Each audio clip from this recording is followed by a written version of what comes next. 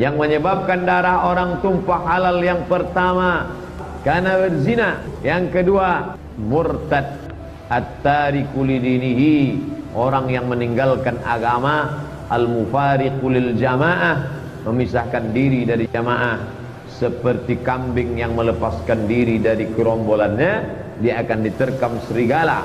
Maka pengkhianat di dalam agama apapun, dalam organisasi apapun, di dalam keluarga manapun, kalau sudah pengkhianat, maka dia layak untuk dihukum. Ustaz Somad, ini keluarga kami, tak gimana ceritanya dia murtad. Suami saya melarang menerima dia di rumah kami. Apakah betul tindakan suami saya itu, Pak Ustaz? Saya katakan, tindakan dia itu tidak betul. Yang betulnya mestinya dipancung kepalanya. Saya hari ini selama 3 hari terakhir saya betul-betul dibantai oleh pengikutnya Ustadz Abdus Somad, karena saya berusaha membantah fatwa dia tentang harokah istishhadiyah dan harokah intiradiyah. Nah ini selalu dipakai, percaya nggak Bapak? Konon Ustadz Abdus Somad menggunakan fatwa ini untuk pejuang Palestina yang melakukan bom bunuh diri. Tapi tahu nggak, fatwa ini dipakai oleh teroris di Indonesia untuk melakukan bom bunuh diri.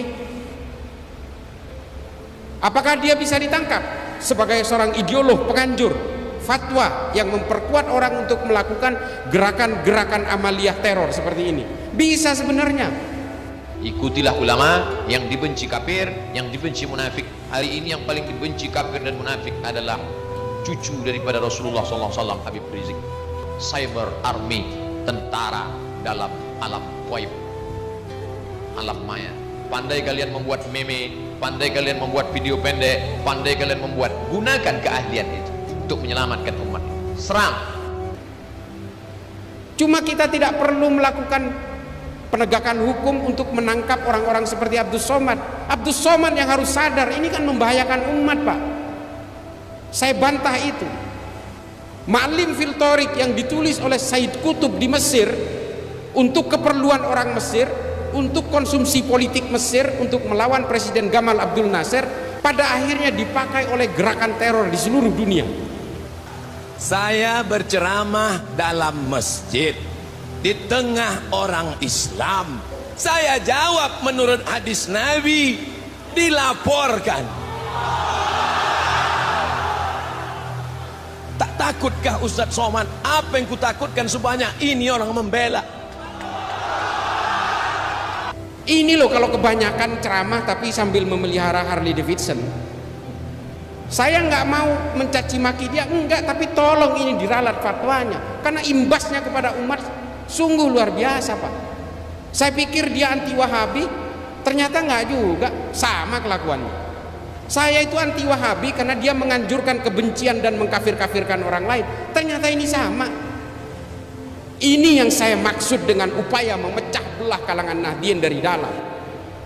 Yang mencaci maki saya karena saya melawan dari fatwanya UAS ini siapa? Orang-orang Madura juga, orang-orang NU juga, coba bayangin.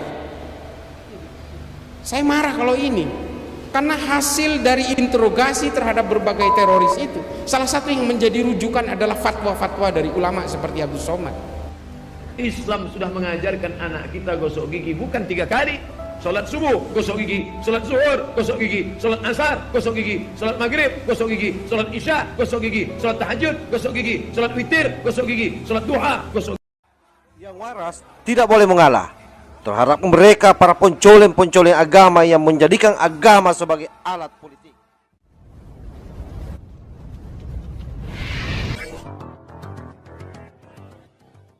Ternyata betul, orang Islam itu paling mudah dihasut untuk dipecah belah ketika dia diberikan dengan kepentingan-kepentingan politik. Dan hari ini kepentingan politik itulah yang mencerai-beraikan kita. Persoalan-persoalan politik. Oh, orang NU ini gemarnya itu menghormati para habaib. Dibuatlah sosok habaib, dipecah belah dari dalam, selesai kita, Pak. Hari ini yang menjadi kerikil dalam sepatunya NU ya kelompok-kelompok FPI ini. Amaliyahnya sama, ubudiyahnya sama, tujuan politiknya yang berbeda. Ini saya berani kayak gini karena direkam, kalau nggak direkam saya agak adem. Dan hari ini betul-betul membangun militansi yang luar biasa, yang keluar dari rel dan keluar dari basis-basis tasawuf dari ulama-ulama NU. Dari dulu ulama NU ini sudah mengajarkan kamu jangan membenci. Kalau ulama-ulama NU ini pada zaman dulu pasca kemerdekaan ini punya ambisi politik, nggak mau menerima Pancasila, jelas nggak bakal mau. Dia akan memaksakan faham-faham Islam sesuai dengan pemikiran-pemikiran Nahdlatul Ulama. Tapi apakah orang Muhammadiyah mau terima? Apakah orang Persis mau terima dengan pemikiran-pemikiran fikih yang berbeda? Ulama-ulama NU, Mbah Hasyim dan sebagainya ini menyadari semua ini. Lalu dibuatlah satu perekat yang menurut Ibnu Khaldun dalam Al-Muqaddimah sebagai al-asobiyah, kesepakatan bersama. Kalau satu kelompok entitas memaksakan kehendaknya atas kelompok yang lain, negara itu tidak akan berdiri. Ulama NU menyadari ini. Meskipun NU sangat mayoritas pada saat itu, Islam juga sangat mayoritas di situ, orang-orang ulama-ulama NU, bisa saja bisa mendikte negara ini, mau diarahkan kemana negara ini, sangat dominan ketika itu. Tapi tetap menerima Pancasila karena semua berjuang untuk kemerdekaan negara ini. Itu loh hebatnya ulama NU. Dan kita hari ini betul-betul ingin digerogoti dari dalam, dipecah belah atas nama apa? Politisasi agama ini, Pak. Politisasi agama, semua ideologi transnasional itu semua punya tujuan politik. Semua punya tujuan politik itu. Termasuk kelompok-kelompok Salafi Wahabi, mustahil nggak punya tujuan politik. Ini produknya kemarin meledak di Bandung. Dan Solo ini saya mau cerita Solo ini. Kita geser sedikit ke Solo lah, biar sedikit adem. Tapi nggak adem juga sebenarnya. Oh, habis hujan. Solo ini menjadi simpul yang penuh dengan keunikan, Pak. Semua ideologi hidup di Solo. HTI itu kantor pusatnya di London. Curiga nggak sampai? Curiga lah. Gerakan Hizbut Tahrir yang ingin menghilafahkan seluruh dunia, kantor pusatnya di London. Kenapa nggak dimulai dari London? Kok tiba-tiba ngacak-ngacak Indonesia? Dikatakan buatan Tuhan, buatan Allah, warisan Nabi Muhammad. Ayo kita bantah-bantahan soal itu. Terus tiba-tiba ini diakui dari ini buatan Tuhan, ini buatan orang Islam. Bukan. Sistem syura yang dipakai Khulafaur Rasyidin itu sudah dibikin oleh bangsa Romawi 1400 tahun yang lalu. Namanya Respublika Romana. Ini soal sejarah ini. Terus dikatakan, wah ini orang Islam wajib mendukung khilafah. Ini kan gaya-gayaan aja, ini kayak tukang sulap, Pak. Kita disuruh jangan pergi dari situ karena dia mau jualan obat. Dia terus membuat narasi-narasi supaya orang betah. Ini dari Tuhan atau bikinan umat Islam? Bukan, ini bikinan orang Romawi ketika menguasai kekaisaran Bizantium. Namanya Concilium Plebis, sama persis, cuma yang ini versi Islam, yang ini versi Romawi. Gitu aja. Terus dibilang ini bikinan Tuhan. Enggak. Ini hanya cara-cara politisasi agama aja. Karena kalau menggunakan agama mudah menipu orang. Orang mudah percaya untuk terhipnotis lalu mengikuti dia, lalu kita ikut serta mewujudkan ambisi-ambisi politik dia supaya menjadikan Indonesia ini negara khilafah. Menurut mereka, saya hari ini selama 3 hari terakhir saya betul-betul dibantai oleh pengikutnya Ustadz Abdus Somad. Karena saya berusaha membantah fatwa dia tentang harokah istishhadiyah dan harokah intiradiyah. Nah ini selalu dipakai, percaya nggak Bapak? Konon Ustadz Abdus Somad menggunakan fatwa ini untuk pejuang Palestina yang melakukan bom bunuh diri. Tapi tahu nggak, fatwa ini dipakai oleh teroris di Indonesia untuk melakukan bom bunuh diri. Apakah dia bisa ditangkap sebagai seorang ideolog penganjur fatwa yang memperkuat orang untuk melakukan gerakan-gerakan amaliyah teror seperti ini? Bisa sebenarnya. Cuma kita tidak perlu melakukan penegakan hukum untuk menangkap orang-orang seperti Abdus Somad. Abdus Somad yang harus sadar ini kan membahayakan umat, Pak. Saya bantah itu. Ma'lim fil Thariq yang ditulis oleh Said Qutb di Mesir untuk keperluan orang Mesir, untuk konsumsi politik Mesir, untuk melawan Presiden Gamal Abdul Nasser, pada akhirnya dipakai oleh gerakan teror di seluruh dunia. Bukunya Abu Bakar Naji, seorang ulama Saudi bernama Idarat At-Tawahhush, akhirnya akhirnya dipakai oleh kelompok-kelompok jamaah Islamiyah dan jamaah Ansarud Daulah di Indonesia. Ini kan bahaya. Ini loh kalau kebanyakan ceramah tapi sambil memelihara Harley Davidson. Saya nggak mau mencaci maki dia, enggak, tapi tolong ini diralat fatwanya, karena imbasnya kepada umat sungguh luar biasa, Pak. Saya pikir dia anti Wahabi, ternyata nggak juga, sama kelakuannya. Saya itu anti Wahabi karena dia menganjurkan kebencian dan mengkafir-kafirkan orang lain. Ternyata ini sama. Ini yang saya maksud dengan upaya memecah belah kalangan Nahdien dari dalam. Yang mencaci maki saya karena saya melawan dari fatwanya UAS ini siapa? Orang-orang Madura juga, orang-orang NU juga, coba bayangin. Saya marah kalau ini, karena hasil dari interogasi terhadap berbagai teroris itu, salah satu yang menjadi rujukan adalah fatwa-fatwa dari ulama seperti Abdul Somad. Makanya nggak usahlah ngeluarin fatwa-fatwa seperti itu, bahaya buat umat. Kalau orang yang masih bisa mencerna, oke, that's fine. Tapi kalau orang yang tidak bisa mencerna keilmuan agamanya, ini kan selesai semua. Lalu dia mengatakan wajib seluruh umat Islam mendukung khilafah. Yang jadi rujukan adalah Imamul Hakim dalam Al-Mustadrak ala Sahihain. Saya udah baca kitab ini, katanya disohehkan oleh Adz-Dzahabi. Justru Adz-Dzahabi yang mengkritik kitab ini karena dianggap Imamul Hakim itu penulis kitab ini dalam keadaan pikun. Ini loh, kita kadang-kadang betul-betul dikelabui oleh narasi-narasi dan dalil-dalil agama karena mereka memanfaatkan ketidaktahuan kita tentang literatur agama. Padahal Islam itu, Pak, Islam itu punya sejarah literatur yang luar biasa sehingga mengilhami keilmuan-keilmuan di Eropa hingga hari ini. Lensa, HP ini yang menciptakan prototipe pemikiran awalnya ini orang Islam, Pak. Nama kitabnya Al-Hayat. Lalu kemudian kitab ini diusung ke Jerman, kemudian disempurnakan. Yang kita tahu hari ini yang menciptakan lensa kamera itu orang Jerman, padahal ini orang Islam. Yang membuat ordo dan klasifikasi berbagai tumbuhan dalam ilmu biologi itu orang Islam juga, namanya Abu Bakar Ahmad Ad-Dinawari. Nama kitabnya An-Nabat. Akhirnya semua itu diusung ke sana, lalu dibuat teori-teori tentang mikrobakteri dan sebagainya ke Eropa, dan kemudian mengilhami kelahiran-kelahiran ilmu biologi, termasuk juga yang kemudian membuat teori Darwin.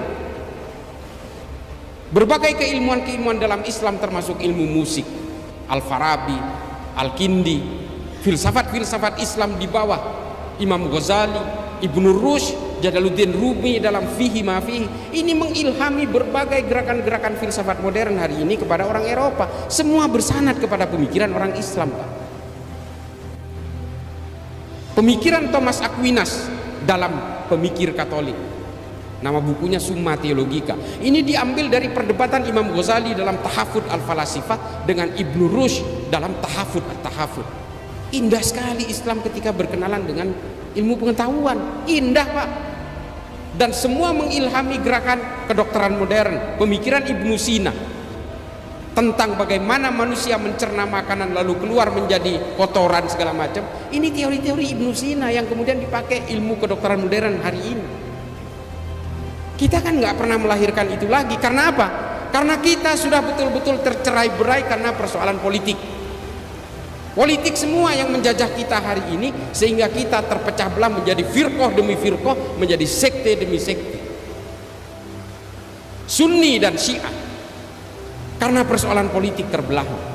Lalu mereka membuat fikih-fikih sendiri, memodifikasi Quran-Quran sendiri, dan permusuhannya 1500 tahun tidak selesai. Ahmadiyah juga karena persoalan politik terbentuknya. Berbagai firqah juga terbentuk karena persoalan politik, karena dibuat oleh siapa? Oleh bangsa barat, Pak. Sama orang Islam menimpa apa juga yang dialami oleh orang Kristen. Orang Kristen terciptanya Katolik dan Protestan juga karena persoalan persoalan politik. Hindu juga perpecahan antara Shiv Sena dengan kelompok Hindutva, Bharatiya Janata garis keras karena persoalan politik. Semua karena persoalan politik. Orang Buddha membentuk kelompok Asinwiratu, mengusir orang Rohingya dari Myanmar karena persoalan politik. Orang Protestan dari Jerman membuat kegaduhan, huru hara, melakukan aksi teror lewat Baader Meinhof karena persoalan politik. Basque di Jerman, white supremacy di Amerika, Ku Klux Klan di Amerika, FARC di Amerika Selatan, karena persoalan politik. Semua agama-agama ini dibuat luluh lantak karena persoalan-persoalan politik, termasuk NU hari ini di Indonesia, karena ini menjadi satu bejana bagi terciptanya berbagai perbedaan, lalu kemudian NU menjadi sasaran tunggal dari berbagai operasi pemecah belahan di negara kita. Saya bantah ini kalau ada yang berusaha membantah saya.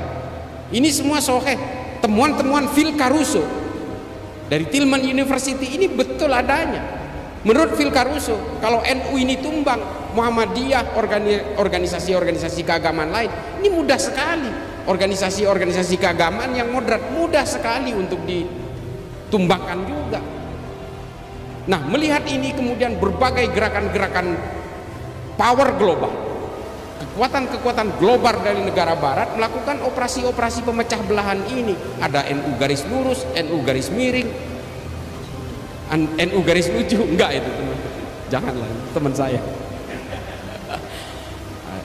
Ini kayak gini-gini, ini kan upaya pemecah belahan semua. Belum dari kalangan oknum habaib. Pak, kalau berbicara tentang penghormatan kepada habaib, hanya ulama NU yang menyuruh kita itu untuk menghormati para habaib. Di negara lain biasa aja tuh ketemu habib. Serius, saya udah berkeliling Pak ke banyak negara.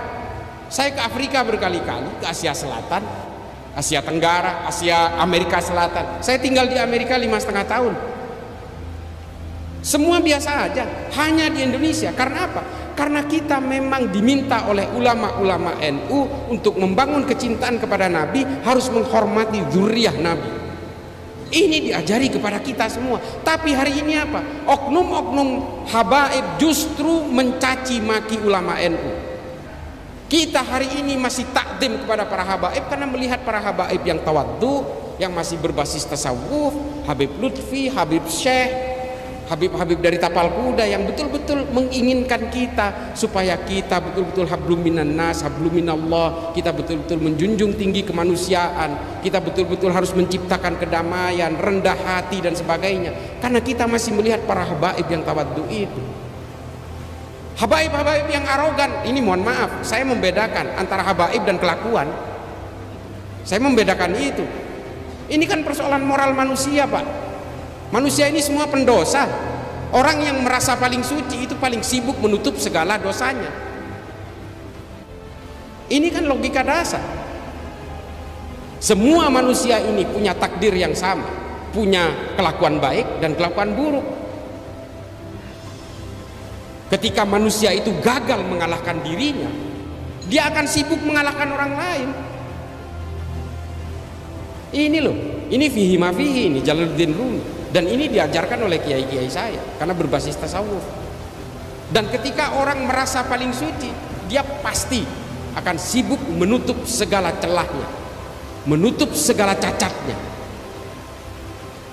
Kita nggak perlulah merasa paling suci, kita ini nggak punya sifat maksum kok. Kita bagaimana caranya kita menghargai manusia lain, kita menghargai dan membentuk perdamaian di antara seluruh umat manusia. Ini kan ajaran-ajaran kitab-kitab NU, Al-Mujalasah wa Jahirul Ilmi.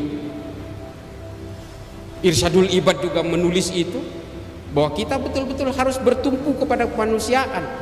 Habib Ali Al-Jufri, Al-Insaniyah Qabla Tadayyun, itu mengatakan sebelum kamu mengenal agama, kenali dulu kemanusiaan. Kalau enggak, kamu itu akan arogan. Arogannya akan mengalahkan konsep-konsep ketuhanan. Kamu akan merebut wilayah-wilayah ketuhanan. Kamu akan sombong karena agamamu. Ini Habib Ali Al-Jufri, dan diterbitkan dalam berbagai bahasa. Al-Insaniyah Qabla Tadayyun, Humanity Before Religiosity. Saya punya dua, versi Arab sama versi bahasa Inggris. Dan gak ada yang menerjemahkan ke bahasa Indonesia. Saya heran juga, padahal buku ini luar biasa ini. Cuma 21 halaman. Silakan baca, Bapak Ibu sekalian. Mungkin ada yang udah baca. Kita ini kan semua beragama karena keturunan, Pak. Bapak Ibu sekalian, para kiai, mohon maaf. Ini kata Habib Ali Al-Jufri, takdir keimanan kita ini kan tergantung dari kelahiran kita. Saya Islam karena saya lahir di Madura, orang tua saya beragama Islam, kakek saya beragama Islam, maka kemudian menjadi Islamlah saya. Kalau saya lahir di Manado, wah kulit saya putih Pak, kinclong, glowing. Dan mungkin agama saya Kristen. Nah, karena kelahiran-kelahiran yang kemudian merunut kepada keimanan-keimanan inilah, oleh kata Habib Ali Al-Jufri, kita harus menghormati orang meskipun keimanan itu tanpa kompromi, tapi dalam soal kemanusiaan kita tidak boleh berkompromi dengan apapun. Karena kita semua bersaudara dalam kemanusiaan. Sayyidina Ali juga mengucapkan ini.